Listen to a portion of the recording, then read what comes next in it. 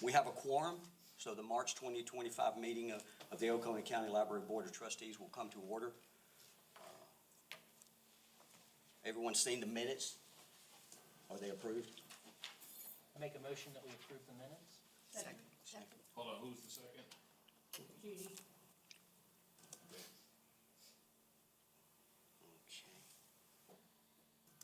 We have time now. Public comment? Okay, did we need to vote? Oh, sorry. Yes, all in favor? Jump ahead. Any opposed? None opposed? Minutes are approved. Okay, so we have a time of public comment, limited to 4 minutes per person, please. 30-minute total time. Do we have any public comment? Hi, If you will, when you come forward, just give us your name. okay. I'm Gordon Crane. I'm with the cafe, the Community Advocates for Education. I think I've got that down. Tonight, I just want to say that I'd like to propose, our group would like to propose some form of coordinated lobbying of the council for library funding. Our group, perhaps Friends of the Library, perhaps the board, if y'all think this is an appropriate sort of effort. I don't know anything about county politics or how this might be done, individually of council members or appearing in mass at the council meetings. But we'd like to lobby for the funding that the libraries need to fill the staffing positions that, we think they need. So I'd just like to throw that out there really this evening, and if anybody thinks that's an appropriate idea, then get in touch, and we'll see what we do with it. Great. Thank you, sir. Thank you.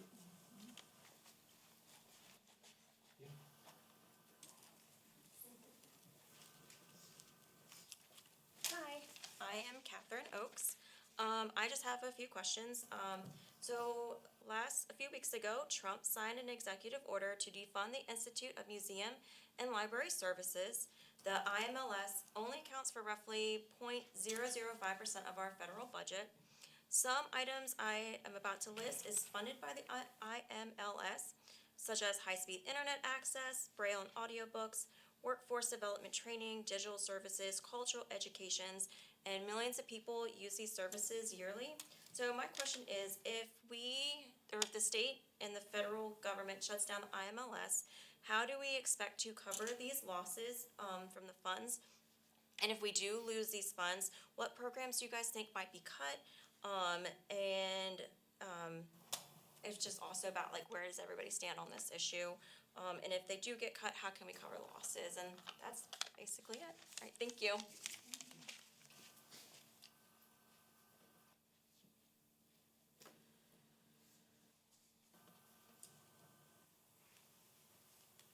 Any others?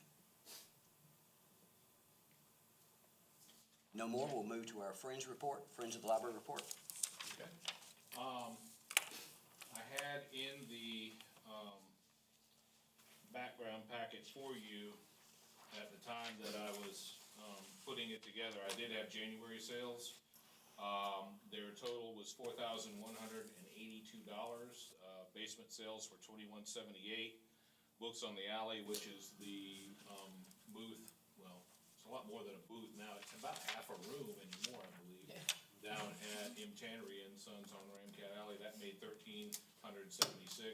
And then lobby sales, second party online, the Little Free Libraries. Anyway, so total there, because the Friends basically do use some grant money or some gift money that we got to buy books for some of the Little Free Libraries, so they do count that as income. And then the February sales, I do have an email on that, but I don't have the numbers with me. I will amend the background packet though, and send that to the clerk to council. I'll also send to the board the February sales, so you do have that figure. And the figure will be amended, and then I'll give it to Ms. Adams, and it'll be uploaded on the county website. So OconeeSC.com, the background packet that is there will be updated with the February numbers. I just don't have them in front of me now. Terrific. As far as the Friends in general, they are receiving just a huge amount of donations at the moment. They got one, essentially a small trailer load about a week and a half ago. Somebody was downsizing, spouse had passed away, that kind of thing, and they were, unloading. And this person was apparently a collector. I don't wanna say hoarder, but I mean, it was quite extensive. Friends have actually processed just about all that. I think they may have had 6-8 boxes left that they haven't processed yet. And they actually need more people to come buy more stuff. They're kind of running out of room in the basement again in certain genres, maybe not all of them. The adult fiction probably is still the most popular. Some of the nonfiction is still the most, maybe second most popular. They are, trying to get through what they have as donations. Of course, there are some instances too where maybe a volunteer has been out for some reason or other, and so then that person's, they have it kind of all split up by sections. The volunteers take sections, just like, our staff would take, hey, I'm gonna shelf read this section or that section. So they have certain sections down there that they kind of steward. And if somebody's out for a couple of weeks and a bunch of donations come in, they just kind of set them aside till that person has time to go through them. So there are some that they are playing a little catch up on. But right now, they are just in certain sections, and they are, sending them through a second-party seller. In fact, that gentleman just came to the library today and picked up about 20 boxes to take for resale and some for recycling. I mean, some of them just aren't gonna get, they've scanned them, they've looked through them, they have already seen whether we can sell them or not. This guy has some additional channels that we don't have that he can do, and oftentimes he makes them a little extra money before he just gets rid of the rest. The rest of them do go into a recycling facility, they don't just get thrown out. So he recycles them in somewhere in Knoxville, Tennessee, I think it is, where he takes them back. But he came down this morning and picked up as much as his small car could carry. I think it was 25 boxes or something like that. So they have a cycle, a pretty good life cycle, whether it's something that we have deascension, and so, we've discarded it and they get first crack at it, or whether it's a donation from the public. They've got a pretty, robust cycle of being able to move those items through, scan them, assess them, see what kind of value they have on them. Do they sell them? Do they sell them put them in the grab bags? Do they, what's the best way to get something out of them? And then the final step is to go through this gentleman that they have that's in Tennessee, that's a professional seller. He's got another account somewhere, I think in Illinois. He was heading to Knoxville and then heading to Illinois, I think tonight or tomorrow, to also work with them. So they've got a pretty good system of being able to deal with the books, and, even large amounts of donations like that, what they've been getting in lately, they've been able to pretty much stay ahead of, which is nice for this group, because we haven't always had that. So they are really dedicated. We're hoping, I don't know when it'll come out, probably for National Library Week, which is, I think, second week in April. We are hoping to get an article in the paper about the Friends. I've talked with Caleb Gilbert, who's the editor for the paper. We're gonna see if we can't get an article in the newspaper about the Friends and what they do, just to kind of make people more aware of, the Friends and how important they are to us, what kind of money they raise for us, and the other work that they do too. They've held like an essay contest and are giving scholarships to some of the kids here in Oconee County. So I didn't hear how that came out. They had a board meeting last Thursday, and I didn't hear who they voted on, but I think they had gotten a number of them. They were gonna try to fund more of them if they could, rather than just a few. So they're staying very active and raising us some pretty nice money, and also staying active in the stuff that they do as well. That's terrific. Okay, do we have any committee reports submitted? I know the building and grounds have something we'll cover later. Okay, yeah, if Because that you wanna just overlaps. defer that to the section of the agenda, Please. that's fine. No reports from the other committees, finance, policy, and personnel, or community relations. Okay. I have a question maybe for finance, since it was brought up in public comment. Do we have any kind of idea of federal funding impact, what it looks like for us, or? No, we do not. I mean, the only immediate impact that would have on us is IMLS, the LSTA funding that we get through the state library. we have been instructed at this point from the state library to continue on. We don't anticipate any issues with the upcoming summer reading grant we've applied for. That's $2,000. There are some other libraries in the state that have impact grants. Pretty much we have been told by the state library, at least at this point, to go ahead and proceed, spend your money, proceed with the grants as, as planned. That's really the only thing that we've heard from the state library. I haven't heard anything from county. We currently, the only grant other than LSTA grants that we get from the state library that we have currently is for Carrie Lieber Brock, our social worker. That is actually paid for, well, it's not DHEC anymore, it's, Department of Public Health, DPH. So that is state money. And that is also, that's not going anywhere. So current impact to our library, I can't speak for all libraries, they may have different, we don't currently get E-rate, which is another avenue for funding for like internet and that kind of stuff, but since the county has a broadband network, we do not currently get E-rate. The impact, at least at the moment anyway, we don't feel like is gonna be a problem. Down the road, how it affects, future LSTA money and that kind of thing, I can't, that's way above my pay grade, and I can't predict that. Under the chair's report, even as a child, I was aware of how helpful and amiable the staff at Oconee County Library were, and the current ones are as well. As part of the chair report, I'd like to focus on an employee each month, in no particular order, with the hope that we can learn a little more about each one. Miss Janice Lynn was born in Pennsylvania. At the age of 7, her father moved the family to Florida, where she grew up. She's in the red dress. Upon graduating high school, Miss Lynn began attending Southern Wesleyan University. It was then called Central Wesleyan College. Janice was employed by Seiko Lowell Corporation, who was once one of the largest textile equipment producers in the United States, with manufacturing in Easley, South Carolina. She worked for the Seiko Lowell Research Facility in Clemson. While there, in 1968, she met a young man named Ben Lovingood, not long out of the Marine Corps. They married and have 3 children, twins, Julie, who now lives in Florida, Joy, who lives in Michigan, and a son, Benjamin, who lives in Pendleton. And she has 9 grandchildren. On March 11, 2008, Miss Janice became administrative assistant for all branches of the Oconee County Library.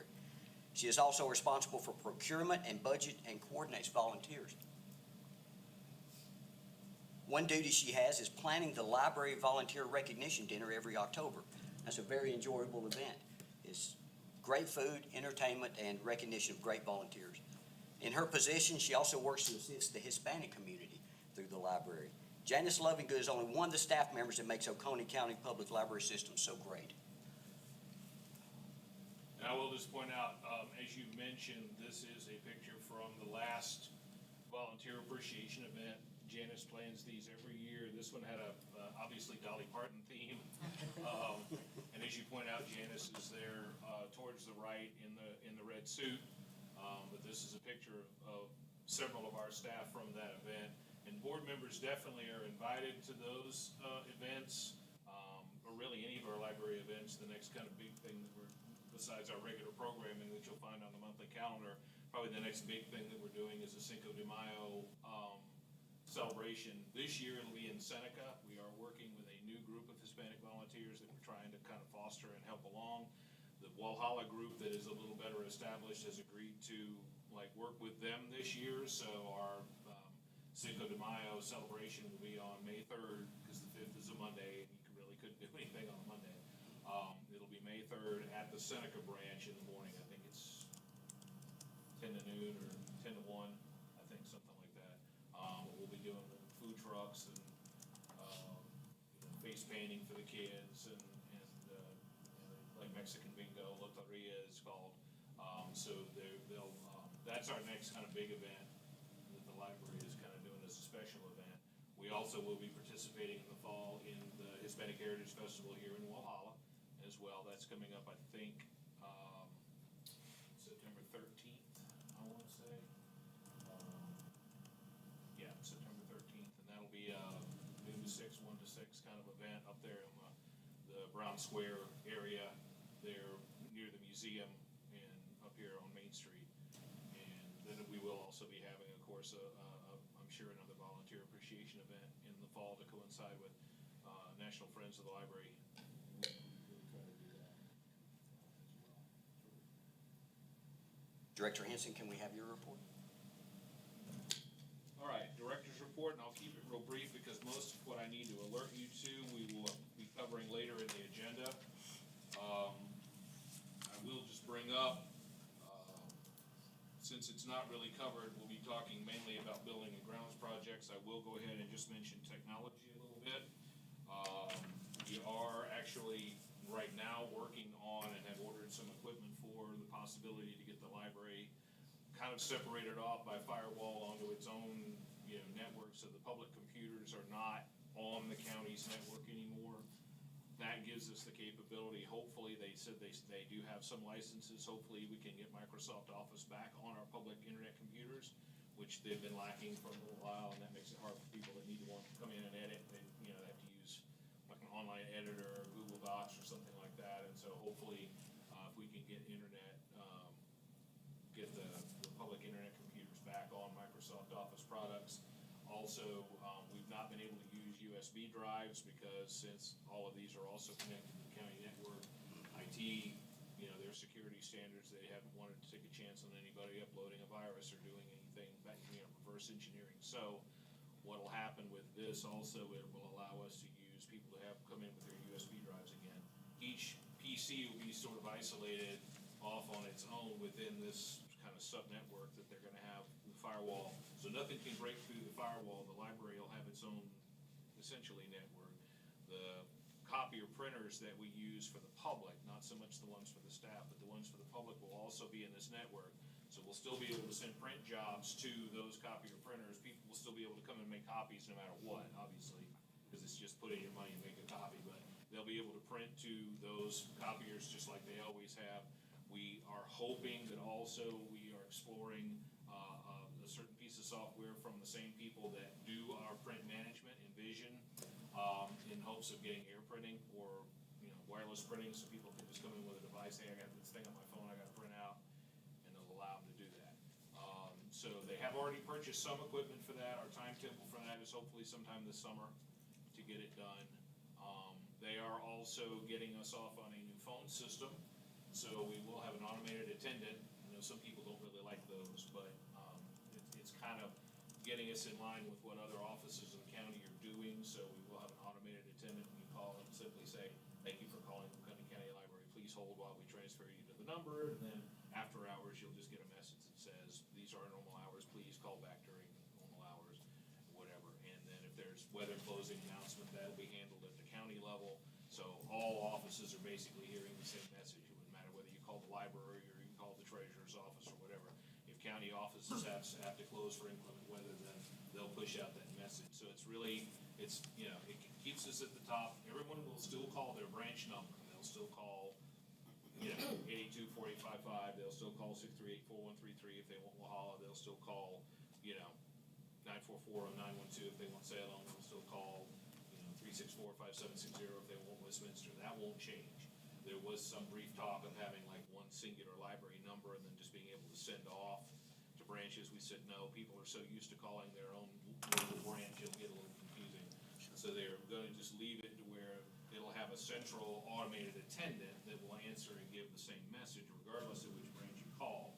But then it'll eventually get down to the point where you can either have a person pick up the phone at that branch, or if it's after hours, it'll tell you, hey, our branch hours are such and such, please call back during our normal time, or we're gonna be closed for this or that or whatever. The only thing that the branches would have to do is if there's a time when something comes up, the very sudden power outage, bathrooms flooded, something where we have to close, they'll have an option also for being able to put up a message that says, this particular branch closed for this, please go to one of our other branches, or, whatever. But otherwise, everything will kind of be top-down answered by the same attendant. We are gonna change the messages, that if you call pretty much any of the other county offices right now, it says, "Thank you for calling Oconee County. Please hold while I transfer you to the number." Ours will say Oconee County Public Library. I can get the IT guys the script, and so we'll have that all figured out. So that should come about fairly soon. They're already working on that. I anticipate that happening before the end of April. And then every time you call the library, you'll get bigger stuff, the network stuff, for the computers themselves for public internet, that probably will be on into summer, I think. We are trying to spend this fiscal year's money, you know, our fiscal year basically goes 1 July to June 30 each year. So we are trying to spend as much of the rest of this fiscal year's money on IT equipment and things as we can. Trying to order some new PCs for the branches so that they get caught up. Some of our branches, I know particularly our Westminster branch, is still operating on all older, like the tower, you know, models that are about the size of a small suitcase. Most of our newer, you know, staff computers especially are the smaller ones, the little ones that are the size of like a cable unit or something, or router, you know. So we will, be looking at that probably on into the summer, I think. Probably have a few more PCs to buy, we may have to buy a few new ones. We'll be okay even if they move the ones that currently are on the system to this new, because this is just, it's kind of just putting them off on their own system within the network. It's not like any new software, new this, new that. Eventually, they all will update to Windows 11. Right now, some of them are still on Windows 10. That's getting ready to be not supported anymore, so we will be having to move to Windows 11 on all of them. I don't know if that'll create a little bit of a learning curve, you know, for some patrons that haven't used to for a long time using Windows 10, but staff will be able to handle that as well. But so that project we look like, you know, maybe in the next fiscal year, but not too far. Like I said, they've already purchased equipment for it. They kind of been telling us for a while they were going to do that, and we were like, yeah, sure, one day. But I mean, they are actually, you know, they're actually are moving on it now. You know, working on it now because they're trying to clean up some other stuff with the county, tighten up some of their rules and that kind of stuff, and then to make us where we are more open to what the public needs. They were kind of, getting some equipment and moving us off on our own. So that's a good step for us. We'll talk about some of the other, building and ground stuff when we get into it. I have already discussed, our budget needs for this year with the county. Did not get to meet with the county administrator. She got called away at the last moment. But I did meet with the county finance director and with somebody else in the finance office. We did go ahead and let them know what we wanted in this coming year's budget. Essentially, most of it is the same as always. Most of our stuff really doesn't change that much. We did ask for a little bit more in building maintenance to clean the carpet in Seneca and Westminster in the next fiscal year. Carpet cleaning for this fiscal year, and I could have waited until building grounds part of the agenda, but I will just say carpet cleaning for the Walhalla branch is gonna happen over the Memorial Day weekend. So we are having somebody come in professionally clean the carpet there. We put it in the budget last year for this fiscal year that we're in now. So next fiscal year, we're asking the county for Seneca and Westminster. Salem is pretty small and you can handle it almost with like a regular almost household unit. And that carpet's only been in, we've installed it much later. It's only been in about 3 or 4 years. It's not. But the other branches, we wanna make sure get maintained. That carpet's been in longer since, 2017, 2016, 2015 even. So we wanna make sure that it's maintained. The other things we asked for was, we had a couple of smaller increases for, a couple of line items like our, equipment maintenance, just inflation. The prices have gone up a little bit to maintain the, microfilm equipment in our South Carolina room. So we did ask for a slight increase there. We also asked for a slight increase, in our data processing because the cost for our ILS, which is Integrated Library System, TLC, which runs check-in, check-out, catalog, everything, that price has already gone up a little bit too. So just a couple of areas where we're dealing with inflation, just natural rise of cost. And then the other place where we did put in an increase was an attempt to get our part-time salaries up to $12 an hour. So we put an increase for, there's a professional line item, you'll see in that budget breakdown that I give you, there's a professional line item there. It's like the third thing down, you have travel, equipment maintenance, and then professional staff mark. We did ask for an increase. That currently sits at $145,000. I think I asked for like $168,000 or something like that to get the current, well, we got a couple open positions, but all of our staff that are gonna be staff mark part-time up to $12 an hour. Is that enough? We have to go in steps. I mean, I'd love to be able to, go to county and say, well, really, realistically, to get people and keep them, put it up to $15 an hour, but then that professional line item would be over 200,000. I don't think I'd get it. But is that why we're short? Because I see the Seneca, manager is saying down 1 full-time, 2 part-time employees. The full-time position, they've already done some interviews. I don't know what the timetable on that is to get it filled. Like, I don't know if they've figured out who they want yet. We had 60-something applications for that position, I think. So I don't know exactly who they've interviewed yet. I know they had chosen some. So I don't know exactly, like, if they've made their decision yet, or if they're still doing interviews, like they needed time to, allow people, yeah, I'm gonna schedule this, or, whatever.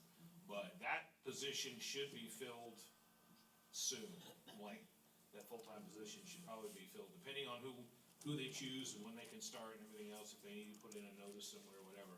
But I anticipate that one being filled by first, second week in April. I'm just trying to be realistic. I think Mr. Crane, you mentioned the staff shortages. And $12 an hour, I think you can make that at McDonald's. You can. Yeah, and I had two people, yeah, that Yeah, I maybe told, 14. that were looking for positions, and I sent them the link. I think one Yeah. of the board members had posted, I appreciate that, and I sent them the link, and they said, I'd love to do this, but, the pay's not enough, because I think it's, Yeah. Sure. that's hard to live on. I mean, it's, it is still not a great wage. But it's just, I have to sort of take it incrementally. I mean, I'd rather know that I'm gonna get them to 12 than shoot for the sky and get, I feel like we have to ask for what we need to get someone. Yeah. And we don't want people who are going to come in, we train them, and then they quit because they find a job at Chick-fil-A for 14. So I think we have to ask. If we don't ask, the answer is no. So who do we ask? I don't know anything about I'll this. ask. Are you allowed to talk to them in person, so you could, say you start out at $15 and they'll say, no, that's 2, and then you gradually might have to go back to 12? But, or is everything by paperwork? pretty much everything's by paperwork. Like I said, I did meet with the finance director. Yeah. And another lady from finance, but pretty much she sent me a sheet, I put in what my budget projections were and that kind of thing. Another reason I'm having to be careful about those part-time positions is that I'm asking the grant for Carrie Leeper Brock. We got an extension on it for another 2 years, a couple years ago, but that grant expires May of 2026. Okay? So then I'm asking the county to pick up the last, month 12 of her salary for FY 25-26, which is what we're projecting for right now, and then to bring her on county payroll after that. So in addition to asking for more money in the professional line item, I'm asking them to basically start covering her salary at part-time, but she doesn't get what our normal ones do, because obviously that's a grant position and she's a licensed professional and that kind of thing. So obviously she gets more than like just our starting circulation staff, but. It just seems So- like we're going to stay short. We're not going to fill those positions.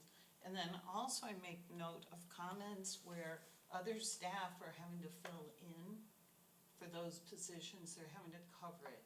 Right. So at what point do those people get tired of doing that and we lose them? Yeah, it's So- a realistic problem, What, Yeah, but we have to ask for it. yeah. Okay, so let's ask for more. I don't know. Well, I mean, I'll I ask can somebody. certainly, it may be too late, I don't know if they've already I know we haven't voted on the budget yet, probably the first reading, I think, is sometime in April, and then second They reading adjust in their May, budgets and, every month. third reading at the end of If May, you go but, to those I mean, meetings. I can see if there's still time to increase it, but, Yeah. I mean, realistically, I'm trying to ask for what I think I can get, not what, Well, you know. I think we have to ask for what we need to. And Mr. Crane, to answer your question, I think you can go to the council meetings and state what you think the problems are with the staffing. because they're the ones that give us the money. That's what I meant, yeah. Yeah, do it. Take some friends. I mean, the more funding the libraries can get, the better Yeah. services we can offer, the more employees we can hire. And I think if the public's willing to advocate on our behalf, we would love that. I mean, Right. I think that's absolutely fantastic. And, you know, I think that people don't realize all the great things that libraries here in this community do. And if we can show the rest of the county, hey, there is a need for this and there's a need to fund it fully, that would help us tremendously. So thank you for that. Blair, quick question. On the social worker, any way we can source that salary from maybe DPH or one of those places? Because it is an oddity. It's kind of an anomaly as far as the staff go. But I know she's done good work as far as the library and resources, since so many people come in there for resources. Does that outweigh the other positions, or, could you flesh that out for us a Well, little bit? the difficulty in that is if I mean, you know, at this point, the way the position came about with grant funding and everything, I think the way they look at it, I'd either have to get her paid by county or find another grant. And what I'm worried about is that eventually I'll run out of grants, particularly as you all have mentioned. I mean, things have really tightened up, you know, on the federal level and that kind of thing. I don't, you know, if I could get her off on county payroll, I mean, it is an important position to us, honestly. It's a very important position. She literally sees, you know, every day that she's there, she sees people who need help. And I'm not just talking about one or two, I'm talking about regular, plus all the other things that she does in the community and that kind of thing. I mean, I realize for a small rural library, for us to have a social worker is, it may seem like a luxury, but it really is. I mean, if we lose that and we have to go back to just trying to answer people's questions at the desk, send them off and hope they get help, we really lost something. We really lost something. And that's my report, Mr. Chair. Okay, so, sorry, one more thing. Okay, so going back to that $12 an hour, Uh-huh. will you ask Sure. for more? Sure. And you can tell them it's coming from me. They'll know. You can blame us. Tell them that the board, I'll contact the finance director and say, you know, hey, is there any chance of me amending that? We Yeah. did wanna go ahead and ask for more after all. I'm gonna do some background work and see how much you can make at Chick-fil-A or McDonald's or any place else. What are they paying? Okay. Mhm. I think 112. Yeah. That's the department asking. worst they're gonna say is no. The answer's already no. You're quiet. Yeah, I'm with you. Hopefully it opens the door to negotiation. Exactly. Yes. Exactly. It's like, you see a house that you really like, price is too high, you can always make them an offer. Blair, would that be more effective coming as a vote from our committee? What's that? If you represent that as coming as a unanimous vote from our committee, would that be more effective? I mean, I honestly couldn't tell you. I honestly couldn't tell you. You wanna make a motion? Yeah, what if we would make a motion to send Blair back to the finance director to ask for more funds? I think, For the part-time. for Yes, part-time, yeah. part-time. The only thing I could say on that is that, I mean, that particular, I really don't think we could vote on that tonight. I mean, you can certainly do it as a recommendation, I'm glad to, but as a formal vote, since it wasn't on the agenda, that's Sure. not something that we can actually vote on tonight. Okay. Yeah, I mean, it's just part of the question that came out of the director's report, it's really not an actionable item. I mean, I agree with you, I'm glad to do it, I'm just saying as far as a You can blame it on formal us vote, then. Yeah, can we as far do as a an formal vote, informal we hand? couldn't do it. That's Is kind- everybody for it? That's kind of what I had more in mind, an informal support, show of support. Sure. So You can we guys have are all that? for it, right? Are we all in favor of that? Of that recommendation? Yes, Yeah. recommendation, not needing a motion. Sure. Terrific. You can do it. Go get it. Thank you for handling that, Blair. Blair, that's great.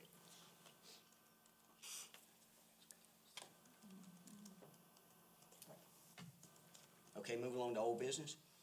We have committee assignments, I think those were filled, and meetings, I think Blair has something to report about that. Director Henson, I'm I sorry. had so there had been the question of where, if we had to try to meet in these chambers, or if the committee meetings, as long as there was adequate public notice and transparency, if they could be held at the library. And I've heard back from the county that yes, those, we could have the finance or policy personnel, building and grounds, community relations. Those committee members could meet, Seneca Library, Walhalla Library, whatever, at a time that's convenient, as long as we have 24 hours notice to post it and, put that notice out. That is allowed. So your committees, if you all want to, again, as Chair pointed out, those committees were, sort of roughed out last time, so if you all actually do want to start trying to have meetings, just let me know so I can get the notice out for it and get a proper notice put up. You could have an agenda, but you could also just say discussion of building and grounds, or you could say discussion of, whatever. You wouldn't necessarily have to have a formal agenda, because you're not gonna have a quorum, you're not gonna vote on it. Those items may come back as a recommendation from the committee to the board as a whole, and then you vote on it on the next meeting that we have, and I can get that on the agenda, so that's fine. You are allowed to have the committee meetings, at one of the libraries, rather than trying to schedule it in here. Okay. And of course, the ADA ramp construction in Seneca branch. Okay. Do you want those pictures now? If or- you'd like to, sure. Okay. Give me just a second. I think we have some pictures that show you just the situation. Okay. That particular shot, the chair was able to go to Seneca today, meet with the Seneca branch head, Emily Whitmire, and discuss a little bit about what we're looking at there. This ramp project, these two spaces that you see here in the front, the one occupied by the Nissan and the one next to it, those would become our handicap spaces if we're able to get the ramp constructed in the front. You can sort of see over, I can't remember if any of your shots had the, yeah, that's a better picture. It's a little dark, I know, on the overhead. But anyway, so what essentially this project is supposed to do is replace those stairs.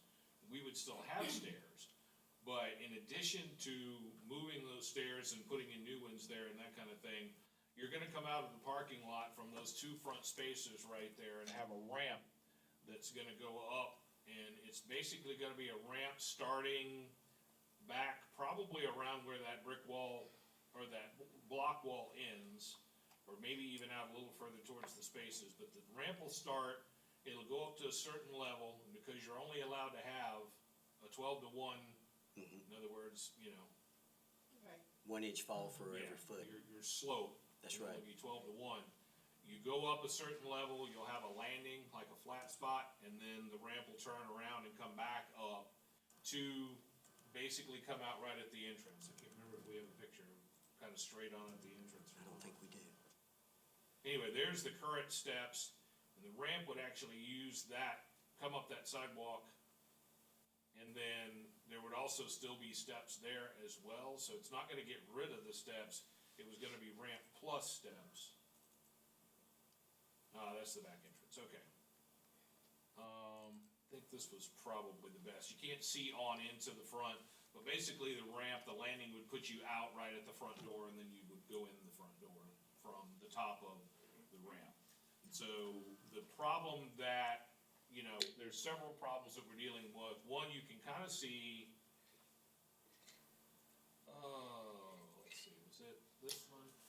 Okay, so those, if you look back towards the library again, those first two spaces, neither which is occupied in that picture, but if you look at those first two spaces over there by the brick wall, by the building, those would be the handicap spaces, but as you can see, and it's not really a distortion the way this picture is, that's actually the slope.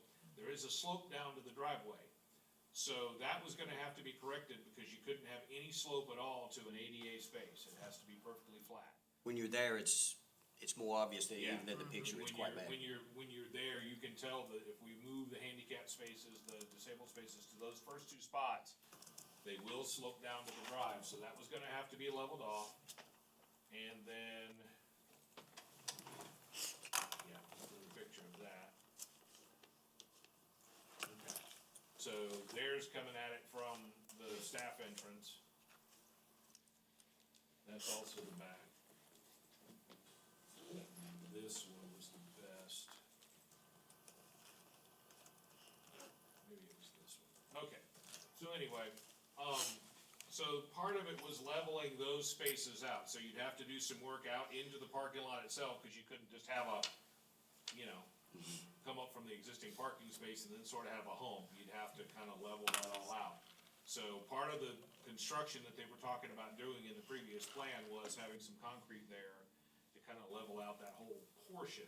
And then you're gonna come up and not only are you gonna have to put in a ramp with a proper rail and all that kind of stuff, as well as your steps, so new concrete steps.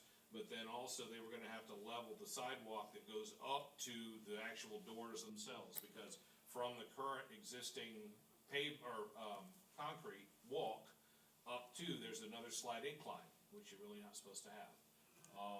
So that you can't really see from this. So the scope of the whole project was, you know, building a ramp that went up, level, come up again, plus steps, plus straightening out that whole front end, plus having your 2 handicap spaces. That was why, you know, that one bid that we got was $132,000. Because you're talking extensive concrete work, pretty much redoing the whole front of the building. The reason we were really interested in doing that was not only just getting it to finally be, you know, truly accessible, because as you took these other pictures, sorry. Nope, hold on. I think it was this one. Okay. That's the way you get in currently. You see the hash markings there, that's the first handicap spot in the back part of the lot. There are 2 spaces back there. And then you come in there, but you go up that ramp. Now that ramp, of course, is, you know, the proper grade and all that sort of thing. The railing in there, and it is wide enough, you can get it, you know, wheelchair through there. We've even, sadly, can report that we even got a hospital gurney through there one time, ambulance gurney. But that L makes it a little difficult to do something like that. Wheelchair's not so bad, but you start talking about, you know, a stretcher from an ambulance, it's a little more challenging. And not only that, even though there is a small cover there, because we do not have a direct line of sight to that back entrance from the desk, someone that comes up to that has to ring a bell and wait for a staff member to answer. Not exactly a welcoming way if you're on crutches, in a wheelchair, just have mobility issues in general, not moving too fast, use a cane, whatever. Not exactly a very welcoming way to get somebody into the library. Not to mention the fact, if you've never been there before, you don't think, That's also That the correct. handicap Your places are in the expectation back. would be that the spaces are in the front, you go up the front. And when I became the branch manager there in 2009, we did have the spaces in the front, people just figured out a way to get up the steps. But we moved it to the back and said, well, let's let people go in, at least there is this level here that, you know, so that became our handicapped entrance. So one of the reasons, obviously, that we wanted to improve the front was to make the building finally truly accessible, that everybody, regardless of ability, goes in those same nice electric doors. And then, of course, the other thing was that we wanted to improve the aesthetics of the building. I mean, let's get rid of the old brickwork that's falling apart, let's get rid of that front and, you know, get it looking nice. We were hoping that, you know, that begets other things. Maybe then we get the facade painted, maybe then we get some of this other stuff done, maybe we get some more beautification, maybe even eventually this that you're seeing right here from this angle is the end of our meeting room. Well, for our busiest branch in our biggest municipality, it has the smallest meeting room. So one of the other things that I had asked the engineers to look at was basically taking and going out from that and building out additional space for the meeting room. And also, you see one kind of blacked out window there, or painted out window, that's one of the restrooms, obviously, so you don't want a window into the restroom. But the public restrooms are right there, and we would have had them built out further and had them ADA improved as well. But that project never even saw the light of day at all. We had some basic engineering on it, and then that saw nothing. The steps, the ADA ramp did at least make it to a second reading, but then, you know, it was stopped at a second reading. I will say, though, that I have heard recently, and I don't have, it's not on any agenda yet or anything, it's not on the calendar, so I don't know when or how, but I will say that I've heard that this is gonna come up again in one of the council committees. So they haven't completely, let it go. You might remember too that they actually did pass an ordinance, I think it was last fall, for us to have like $57,000, which was what they initially thought it would cost before they realized they were gonna have to also do the parking lot and also do all this other stuff. The initial thought of just building the ramp itself was around 57. That came out of a local governments and tribal something fund that, I think was out of ARPA money. That actually, of course, the ordinance is still there. I think if we don't do something with it by the end of the year, or figure out how to add it to a larger amount to do this, then it'll probably revert back to that, like that ARPA funding. County can use it for something else. But anyway, so I do know that it's supposed to come up again. When and how, as soon as I have something on an agenda or have something scheduled on the calendar that I can send to you all, I will. Okay. So has Ms. Brock talked to you about an alternate plan? Not yet. Okay. And the reason I say that is because we don't know yet, unless and until they finally declare your front entrance never gonna happen, completely dead, we haven't talked about an alternative. Informally, I had spoken to her, and I'd also spoken to the county procurement director about, could we take the money and do something to make this back entrance better? Widen it out, or maybe even make it where you go straight in, or something like that. But we haven't gotten that far on anything formal, like me to talk to her or whatever, just because we don't know what's gonna happen with the ramp in the front yet. Blair, on the back entrance, that's not gonna work, I don't think, because of the security issue, right? Because you'd have to have somebody stationed back there. If it absolutely came to that, right now, there is not one back there. I think if it actually absolutely came to that, we might be able to work out a system where there was a camera on that door, inside and outside, and maybe one of those buzzer buttons to where instead of a staff member having to walk all the way back there, somebody could buzz, you could see who it was, and then buzz them right from the desk. There are technologies, there are options available, it's just, that was not optimal. I'd really rather not have to rely on that back entrance unless that's just all we get. And then that idea of coming in from the other side, in the front doors, with the ramp coming from the other side, did we find out there's a drainage problem over there? Well, Say, there's not a drainage problem per se. There has been some discussion, and Paul, you might be able to I think they sent you an email, maybe, Mr. Durham did? He did. Okay. He did. You might be able to talk a little bit more about, No, you knew more about it than I did, but this is their recommendation, that we bring in another drive for the handicap parking places. I did speak with the county maintenance, facilities maintenance director. He said that he does not think, if there is drainage there, it's old terracotta pipes. It was for the roof drains from years ago, and he does not think that any of that is active anymore, and it would matter, from that standpoint. I can tell you that, the Seneca Library itself, and you can really kind of see from this picture, let me see if I can. The only thing with this here is this is gonna require us to get an SCDOT commercial encroachment permit. Because I think that's South Depot Street there, I think that's a state is. road. So that's gonna have to go through Greenville, just like we did on, Wahala a couple years ago. And that may be, Is it state? most city roads are state, so. If it has white lines, right? Typically, or if it's, they did it as a way to keep the county from having to pay for all the roads back in the day. But, do we have any idea what the engineering would cost to do that? Would it be cheaper to go the other way then? No, I don't have, But this particular this is one- not, let me just say that, this was an idea that came up a long time ago under, previous library director, Philip Cheney.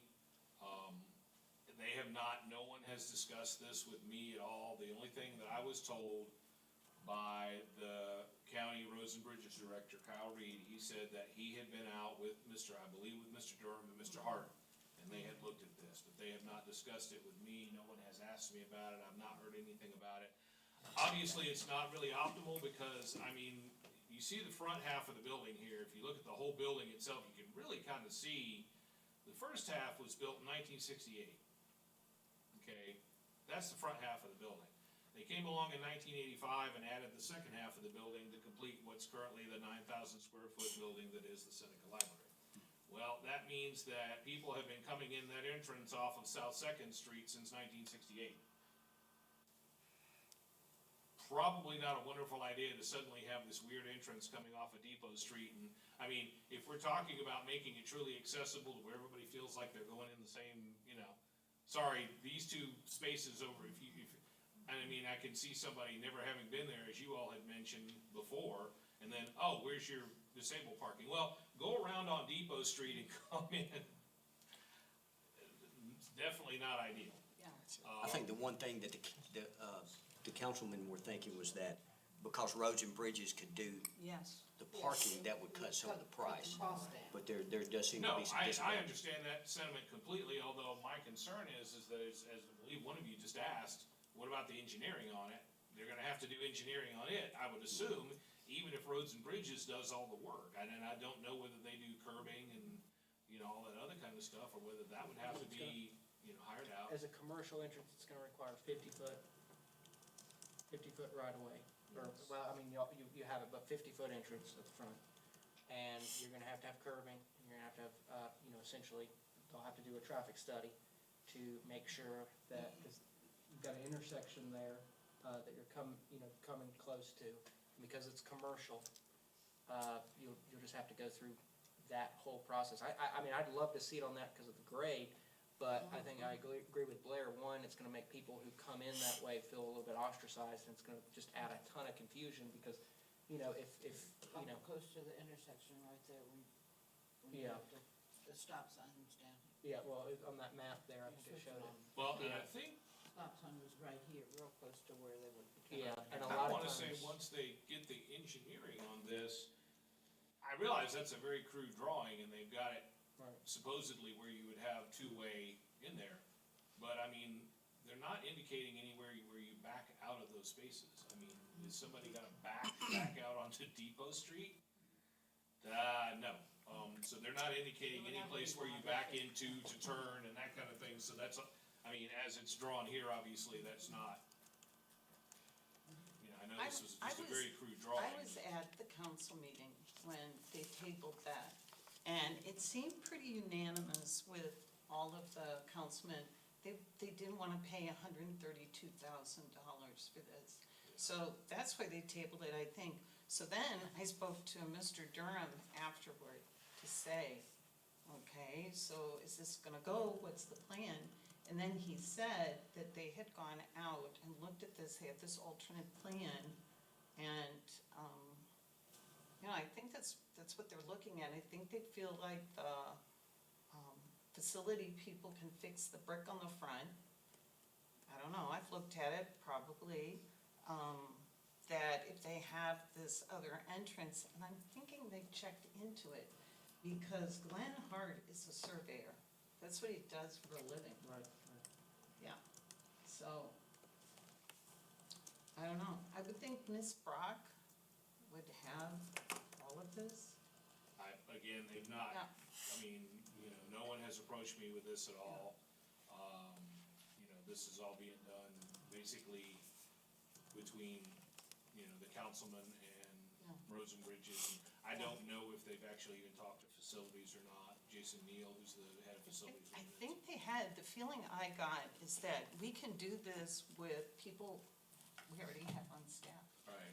Why couldn't Roads and Bridges do because the big cost difference, and correct me if I'm wrong here, but the big cost difference is regrading the parking lot, correct? Yes. That would be something that Roads and Bridges could do. That's They would what have I the thought. equipment. Yes. Why can't Roads and Bridges, why can't we send the bid out just for the ramp and just for the repair on the front, and say Roads and Bridges will handle grading the parking lot and bringing it up to, the standards that's required by the ADA, and run with it there. Because, you know, the cost of concrete, you know, just went up this past week.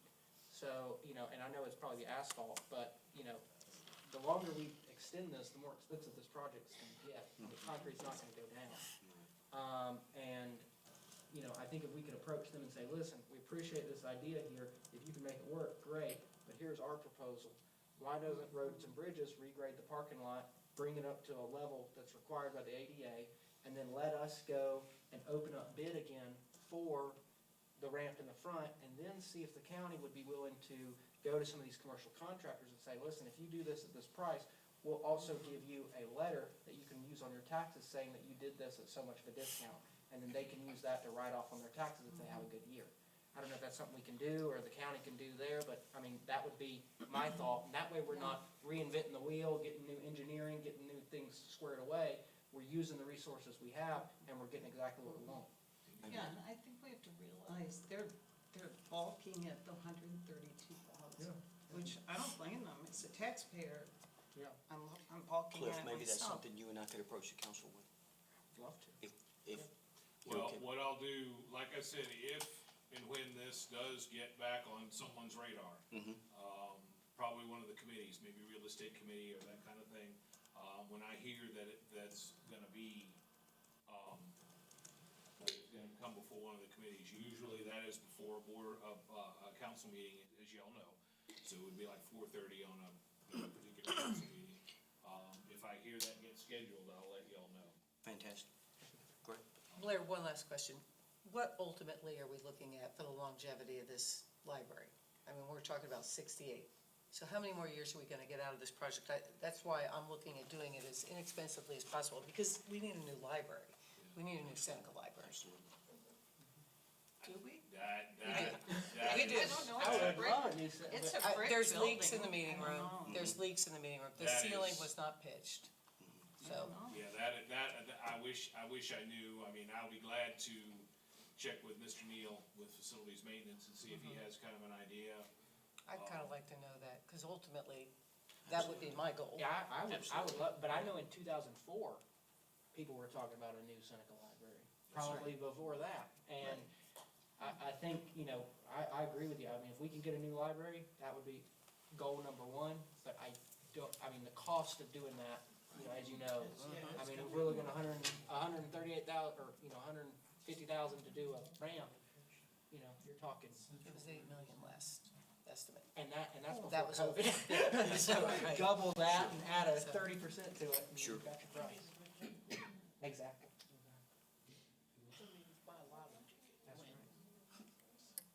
Is that in anybody's long-range plan? Is it mine? Well, yeah, but the people who get to vote on the money, those are the ones we have to talk to. I think that's gonna have to be private donations. So, yeah, I mean, I'll check with Mr. Neal and see if they have any idea, like, how long they, you know, if there's any kind of idea how long they continue to plan. I mean, I suspect we'll use the building as long as it's literally not falling in on us, or, you know, a safety hazard for public or staff, but that's not, I'm not trying to be flip either, that's just a realistic answer. Sure. I expect that they'll use it as long as, you know, it's safe. I would like to say 1968 is really not that old. Look at all the downtown, yes, thank you. Respectfully, Seriously, look at all the downtown buildings in Seneca, and yes, there has to be repair and maintenance, but it's a lot cheaper for repair and maintenance, especially since it's a brick building, right, than to ask county council for $16 million for a new library. Yeah, we're not gonna get it from it. You're not gonna the get only it. thing I would say on that respectfully is that there's historic buildings, you know, that can get renovated. I mean, if you were talking Carnegie libraries or that kind of things, as some of our other, you know, neighboring libraries have in the state, that's one thing.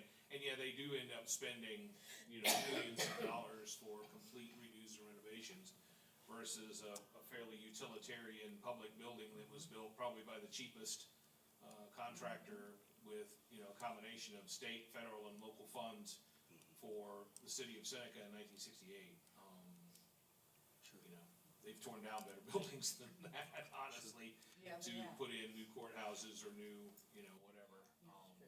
So, yeah, I mean, I'm not saying they couldn't save the building, by any stretch of the imagination, and that's probably cheaper than brand new construction. But also kind of, to be honest, we've outgrown that building a long time ago. No doubt. Like I said, the meeting space is inadequate, Always the full. children's area is inadequate. It is. Even if we do cut down on the number of public computers, which we're kinda looking at doing with this new network thing, we still really, the facility doesn't meet the needs of a municipality the size of Seneca, honestly. But getting them to see that, as you mentioned, Kim, that's a bigger project. It's a big project. Bigger project. I would love, if possible, what me and Paul, or what everybody here discussed, is we'd love to, maybe just talk with the council about doing something, see if Roads and Like I said, Bridges would redo as this. soon as I hear that anything has been scheduled, like for a committee or something like that, I'll get that word to you as soon Sounds as good. I can. Thank you. Thank you. Thank you, Blair. All right, let's move to new business. And while you're on it, update other buildings and grounds projects. Okay, just a couple other things that I wanted to bring up real quick. We are gonna have to close the Westminster Library next Thursday. I think that's next Thursday, April 3rd, whatever day that is. I guess it's next Thursday. We are gonna be closing there. Ever since they repaved that parking lot at the Westminster branch back in 2015, 2016, something like that, the drainage there has not been very good. And if we get a heavy rain, especially as we've seen with some of the major storms we've had, Hurricane Helene, all that kind of stuff, if you get a major rain there is a puddle, and not just I shouldn't say a puddle, more like a small lake, creek, whatever, that forms there right in front of the only public entrance to the Westminster Library. We've tried to get different things done about it. They've come in and tried to put in various kind of things in the parking lot, that kind of thing. The last thing we're looking at, what they're gonna do next Thursday is Roads and Bridges, as well as County Facilities Maintenance is gonna go in and they're gonna put in enough pipes and things to divert all the drainage from the building that comes off the building away from the front entrance. They think that that's gonna take enough water away that it won't puddle up in front of the building anymore. So they're gonna come in, we have to be close to the public, cause they'll be working right there in front of that entrance, blocking it off, won't be safe.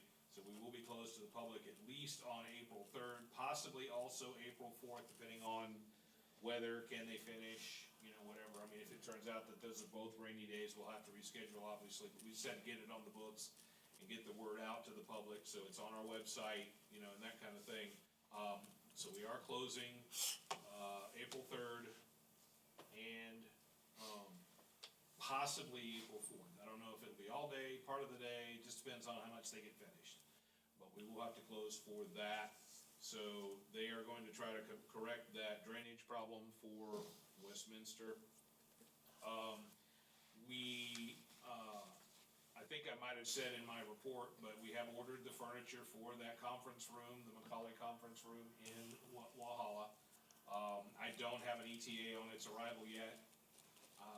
They said 4 to 6 weeks, so I'm hoping, it'll come fairly soon. We'd like to dedicate the room, maybe before the end of April, and we'll get the family, the judge and his son and whatever family, obviously invite the board, invite the friends. The friends also receive donations in memory of Mariah Macaulay, so the friends are contributing. Also, they're contributing the bulk of the furniture, which I know you all, you talk about costs of things, but the furniture ended up being a little more than your normal, stuff you get from Wayfair and Amazon, because we ordered it professional from Grable Office Supply, so, I mean, that was a little bit tall order, but the friends are also gonna be covering that as well. Very nice. So the friends will basically be contributing the bulk of that room, so we wanna make sure that they get invited as well. But as soon as we have the furniture in and have the room kind of finally put together and that kind of stuff, we'll arrange, get the paper, send out invitations to you all, the friends, whatever, and we'll have a small dedication, in memory of Mariah Macaulay for that room. So that's coming up, hopefully in April. Hopefully we get the furniture, we get that room them squared away finally and get that built. Really, you know, until we find out more about Seneca, there's not a whole lot else to report on Seneca. We are getting a security camera for Salem. That branch has never had one since it's part of the town hall. I think when they put in a lot of the network and that kind of stuff, they just figured, okay, that's fine. But it is a county library and a county facility with county employees. And so they have come back in now and assessed where they might want to add additional cameras. Salem was one of those places. There will be finally be a security camera at our Salem branch that is monitored by the county IT. That we've already ordered and received that equipment. They picked it up. I don't know, they have to get somebody to come run some cable for network. So I don't know exactly when that'll go in, but when that goes in, I'll let you all know when it's been completed. So those are some of the other projects that we are working on besides the Seneca Road. And Terrific. then, once we know a little bit more about Seneca, we'll be able to figure out, okay, do we, come up with a plan B, or, what do we do there? So, hopefully we'll hear something on that from either one of the committees or county council fairly soon, I hope. About the young adults to teen transition. Okay, and I'll just make this brief because it's still kind of in process. This is actually something that we've been looking at doing for a while. Because the young adult category, the young adult idea, if you will, even like on the publishers' websites and that kind of thing, is very broad and very ambiguous. What's a young adult? Is that somebody who's over 18, but not early 20s? Is it early 20s? I mean, what about the stuff that maybe older teenagers read, that kind of thing? So we've already been talking about doing this for a while. And then, obviously in response to some of the things that state government is doing and that kind of thing, there are a couple of different bills floating around out there. Whether they'll see the light of day, I don't know, but there's a couple of different bills floating around out there about tying state aid to whether libraries have any books in the prurient interest, whatever that means. There's a state definition for that. But anyway, so just to get around some of that and get ours where we feel like not only are we in better shape for any materials that somebody might, have a problem with, but also so that it's easier. One of the things that we do just in libraries in general is try to make it easy for people to find stuff. Because if you can't find it, then you're not gonna get it, you're not gonna use it. So even before any of this had come up in state government, we'd already been talking about transitioning to some kind of way of making it easier for kids and parents to understand different age groups and where stuff was in the library. So what we've done is we've taken our YA books, we've scanned, at least at Walhalla so far, we haven't done all the branches yet, but at least at Walhalla, we've scanned all our YA books, determined which age groups they're most appropriate for. Some of those will get moved to the adult section. Some of them even are gonna get moved to our juvenile section because they were more appropriate for younger kids even. And then the bulk of them are gonna either remain in what we're now calling a teen section or an older teen section. So pretty much, the state library gave us some guidance and they based it on state law. You're an adult in South Carolina at 18. Right. So what we did was we took any books that were, usually more appropriate for 18 plus, and we're moving them to the adult section. Older teen stuff we're keeping, kind of between the adult section and the teen section. Then there'll be a teen section, then go back to like the juvenile section, which is chapter books and that kind of thing. Easies, which are the, picture books and all that kind of stuff for much younger children. So all we're doing currently at all our branches, it's not requiring a grand, redo of the entire building or anything like that. We're using, in most cases, the existing YA space, and we're simply recategorizing so that we have teen and older teen books. And they're going through, they'll also be that way in the catalog. They will have stickers on them, so it'll be very easy to see which section you're in and that kind of thing. And then once we have everything completed, see how much shelf space it'll take up, we'll redo our shelf signage in each of our branches to indicate that. But that's the bulk of the project. We anticipate that being done, we hope by, before we have to start worrying about summer reading. Or at least the bulk of it will be. I don't know if we'll have everything moved and all our signage changed and all that kind of stuff, but we should have the bulk of it done before we have to start worrying about summer reading, so, by early June. How about the process for library strategic planning. Okay, strategic plan, really, in this case, particularly with, a lot of new members and that kind of thing, just wanna make you aware that we are kind of coming up on time for a strategic plan. This one was 23 to 25. So it is kind of time for us to start looking at it. The staff has already begun talking about, some things that we wanna see come up. I've gotten some information from Kim and a couple other people about some things that, people in the public were looking for. So it's really time, I guess what we're looking for, as a staff, we're gonna start talking about it more in earnest at our in-service. We have 2 in-services a year that the board in the past has allowed us to close the library to the public. Our one in-service is on Good Friday, so we do have it coming up April 18th. I think that is. That's right. Yeah, and then, we'll have another one in October, Columbus Day, holiday. People expect us to be closed anyway, and since the county doesn't take those holidays, we use them for staff training. So we have 2 in-services a year. So we're gonna start really talking with the staff and getting their input and ideas and things. We've gotten some preliminary surveys about internal communication, some of the things that they're most concerned about, and then we are going to, start really talking about it in earnest at, our in-service. So really what I guess we're looking from the board, especially since a lot of you are new, is just, as you might look through our existing strategic plan, it's on our website, but I'll be glad to make, copies available to you all. As you look through our existing strategic plan and just see, do you want to kind of maintain that format, the OCPL, and we can come up with different, goals if you wish. Or do you want us to do a completely different kind of plan? We're just looking at basically like, where does the board want us to go in terms of, planning? Knowing that some of the things we might put in the plan, like facilities or like whatever, is largely out of our control. Would I love to put in our strategic plan that we're gonna get a new Seneca library? We've done that before.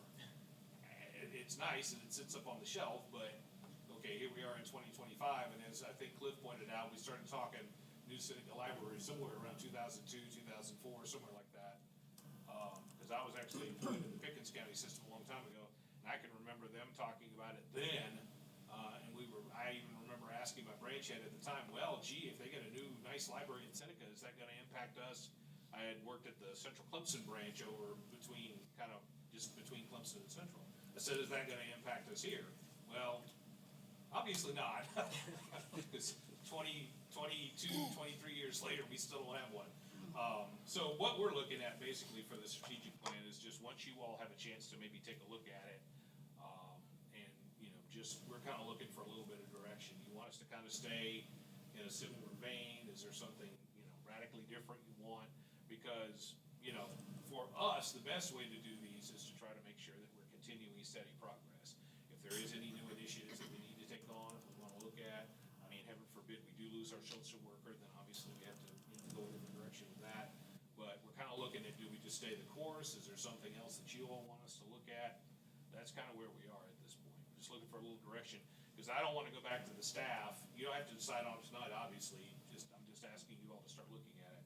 But I just don't want to go back to the staff and basically say, well, they haven't really given us any direction, so let's just come up with something. And then I bring it to you in July or September, and you all go, what is this?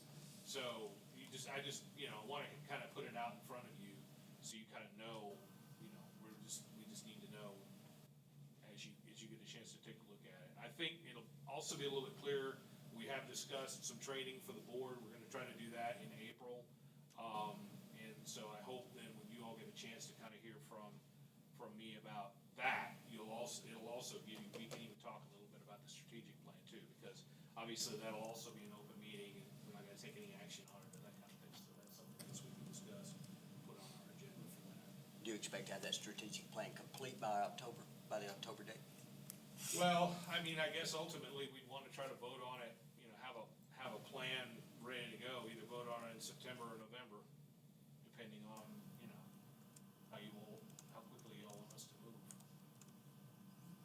Any way we could meet that social worker at our training?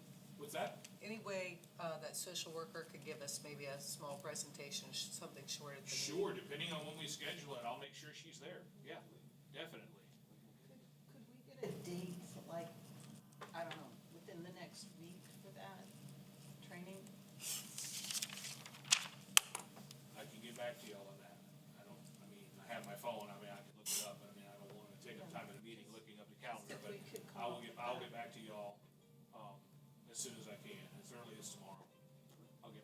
possible dates. Maybe we can talk about that. When you all want to go training. But yeah, because basically, it's just gonna be a matter of making sure that, members can be there. Daytime, afternoon. You have evening, 5 whatever. rookies, and, we have questions, right? So, And yeah. you want us to be properly trained, I'm sure. We So, can get that scheduled as soon as, That'd be great. as soon as we can.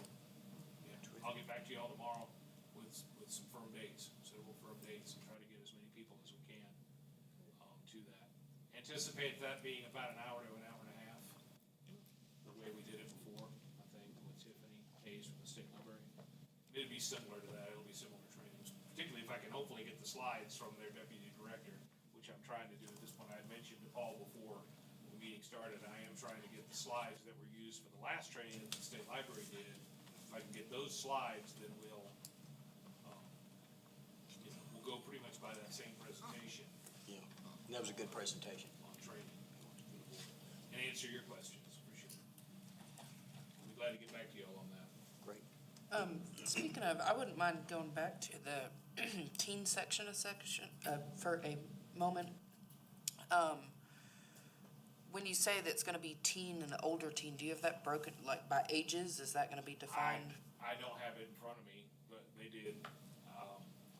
Pretty much the way they decided it, I think, was based on, like, again, the publisher's guidance. I mean, it's hard to go by what they say is young adult, but oftentimes they do assign ages to some of the stuff. And so I think they did try to break it down as much as they could by ages.